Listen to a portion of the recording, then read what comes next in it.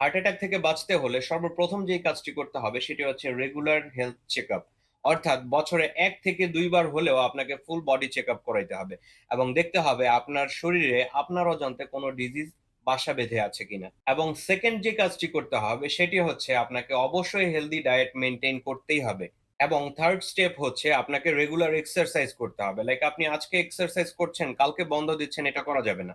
আপনাকে অবশ্যই এক্সারসাইজের ক্ষেত্রে রেগুলারিটি মেইনটেইন করতে হবে এবং আপনারা যারা জিমে গিয়ে কার্ডিও করতে চান না তাদেরকে বেশি, বেশি কার্ডিও রিলেটেড এক্সারসাইজ করতে হবে। নাম্বার 4 যেটা সেটা আপনার আমার সাথে খুব বেশি মিলে যাবে সেটা হচ্ছে সেডেন্টারি লাইফস্টাইল।